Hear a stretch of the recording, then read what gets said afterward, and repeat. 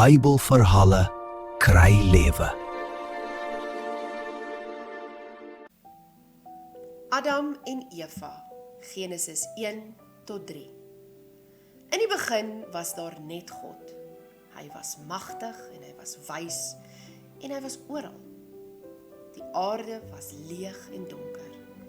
Niks het beweeg nie, niks het gelewe nie. Maar God se gees het gesweef oor die waters. Toe praat God en sy stem was sterk en vol krag. Laat daar lig wees, sê hy. Skielik het lig verskyn en dag en nag was geskei. God maak die hemel bo en die see onder. Hy laat droë grond verskyn en dit was pragtig. Die grond het plante en bome en vrugte laat groei. God sit die son, die maan en die sterre in die hemel. Hulle wys die dae en die seisoene en die jare vir ons aan. Voëls vlieg in die lug en visse het begin swem in die see. Elke dier is gemaak deur God se hand. Toe loop die diere op die land. Alles was net perfek gemaak. God kyk na alles wat hy gemaak het. Dit is goed, sê hy. Toe sê God iets besonders. Laat ons mense maak na ons beeld. Uit die stof van die aarde vorm God 'n man. Hy asem in hom en Adam word lewendig. Adam maak sy oë oop. Hy is lewevol. Hy lyk op sommige maniere soos God, gemaak om te kan dink en te voel en lief te hê. God sit Adam in 'n pragtige tuin wat Eden genoem word. Daar is bome en blomme en riviere en alles is rustig en so perfek. Adam het tot 'n werkie wat hy moet doen. Hy moet vir die tuin sorg en na al die diere kyk. God bring al die diere na Adam toe en Adam gee vir hulle name. Maar selfs met al die diere voel Adam so alleen.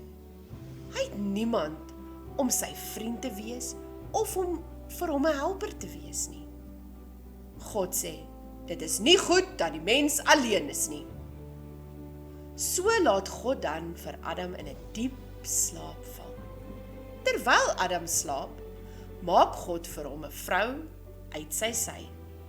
Sy is besonder en sorgvuldig gemaak deur God se hand.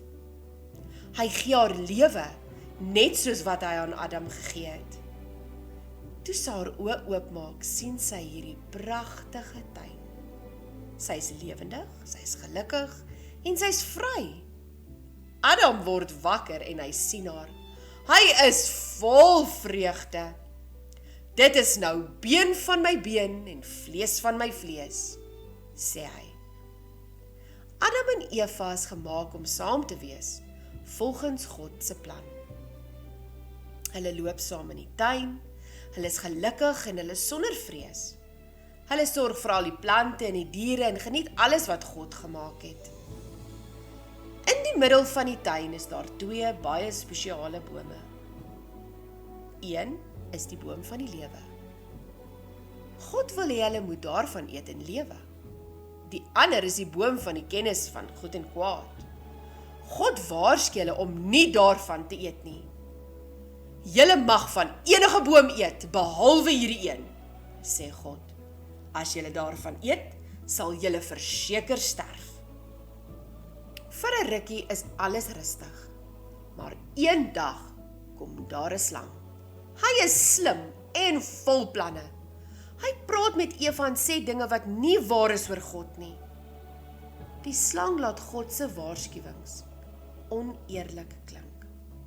Eva luister en dink daaroor. Sy kies om van die vrug van die verbode boom te eet. Toe gee sy dit vir Adam ook. En hy eet ook. Skielik voel alles anders. Hulle besef hulle het God teleurgestel en was ongehoorsaam. Hulle voel skaam en bang. Hulle probeer wegkruip. God kom in die tuin en roep vir hulle. Adam, Adam, waar is julle? Vra hy. Adam en Eva kan die waarheid nie wegsteek nie. Hulle het verkeerd gedoen. God vertel hulle die gevolge van hulle keuses. Die lewe sal nou moeiliker wees en sonde het die wêreld ingekom. Maar selfs in hierdie hartseer oomblik gee God steeds 'n belofte. Hy beloof dat eendag hoop en oorwinning oor die bose sal kom. Adam en Eva moet die tuin verlaat en engele met vlammende swaarde hou vir hulle die weg. Hulle kyk een laaste keer na die paradys wat hulle verloor het. Die son kom op oor die tuin en die nuwe wêreld lê voor. Hand aan hand loop Adam en Eva daar weg. Al het hulle Eden verloor, God se hoop is nog steeds by hulle. En dit is die begin van God se plan om mense weer na hom toe terug te bring.